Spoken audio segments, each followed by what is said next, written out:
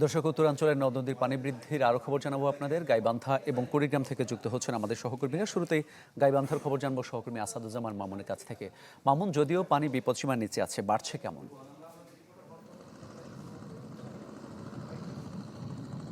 হ্যাঁ মামুন, আমাদের এই গাইবান্ধা জেলায় কিন্তু ব্রহ্মপুত্র, ঘাঘর, যমুনা নদীর পানি কিন্তু বৃদ্ধি পাচ্ছে প্রতিনিয়ত। যেটা কন্ট্রোল রুম থেকে জানতে পারছি যে 2 সেন্টিমিটার 4 সেন্টিমিটার করে বাড়ছে, কিন্তু করতোয়া এবং তিস্তা নদীর পানি কিন্তু হ্রাস পেয়েছে, কমছে।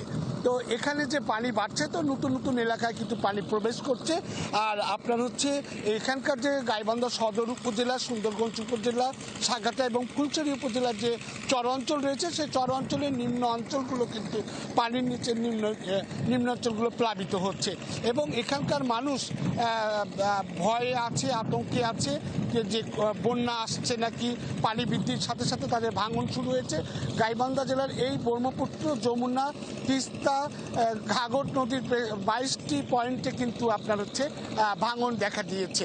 তো এই ভাঙন দেখা দেওয়ার কারণে কিন্তু এখানে পানি উন্নয়ন বোর্ড জিও ব্যাগ ফেলে ব্যবস্থা নিচ্ছে, প্রতিরোধের ব্যবস্থা নিচ্ছে।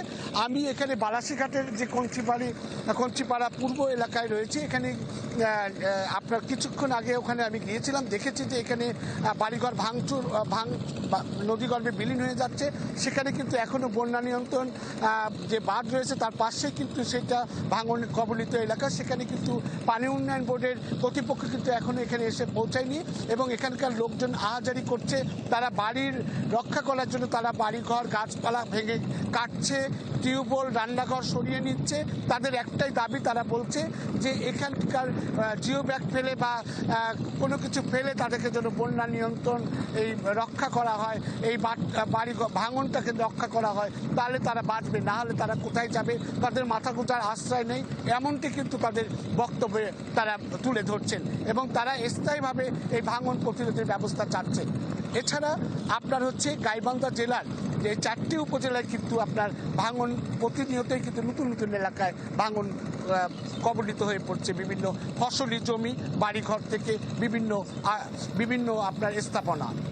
এই ছিল এখনকার মতো সর্বশেষ খবর। জি, ধন্যবাদ আপনাকে। এই পর্যায়ে কুড়িগ্রামের পরিস্থিতি জানতে চাই আমরা। সেখান থেকে যুক্ত আছেন সহকর্মী গোলাম মাওলা সিরাজ। সিরাজ, নদীপাড়ের বাসিন্দাদের মাঝে ভাঙন আতঙ্ক দেখা দিয়েছে। এই ক্ষয়ক্ষতি কমাতে পানি উন্নয়ন বোর্ড কিংবা প্রশাসনের তৎপরতা কেমন দেখছেন?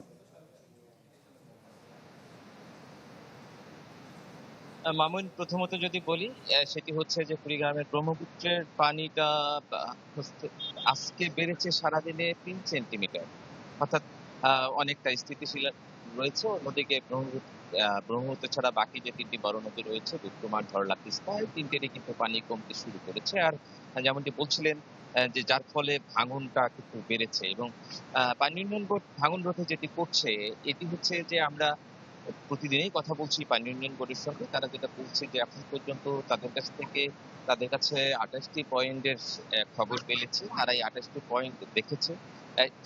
সেখান থেকে মূলত হচ্ছে যে তারা 21টি পয়েন্টে জরুরি ভিত্তিতে জিও ব্যাগ ফেলে সেখানে কাজ করার চেষ্টা করছে তারা, অর্থাৎ ভাঙন রোধের চেষ্টা করছে তারা।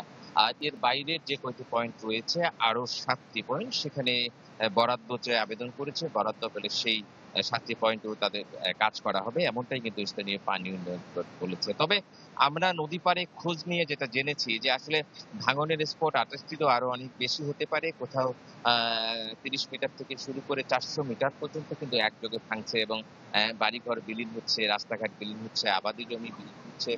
বেশ কিছু শিক্ষা প্রতিষ্ঠান বা সরকারি প্রতিষ্ঠানও কিন্তু হুমকির মুখে রয়েছে।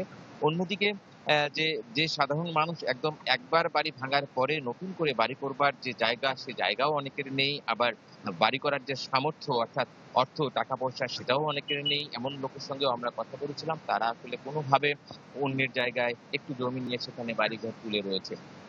যদিও প্রতি বছরই কিন্তু কুড়িগ্রামে আসলে এই নদী ভাঙনটা ঠিক এই সময় আসলে প্রকট আকার ধারণ করে, যেটা যার ব্যতিক্রম এবারও হয়নি। তবে এই যে বর্ষার যেহেতু শুরু, ভাঙনও বলা যায় শুরু। এই টানা বর্ষাকালটাই কিন্তু আসলে এই নদী পাড়গুলো ভাঙবে। যদিও বেশ কিছু জায়গা ইতোমধ্যে স্থায়ী বাঁধ করেছে, যেমন দুধকুমারের 28 কিলোমিটার স্থায়ী বাঁধ করেছে পানি উন্নয়ন বোর্ড। সেই জায়গাগুলোতে কিন্তু ভাঙন এখন নেই।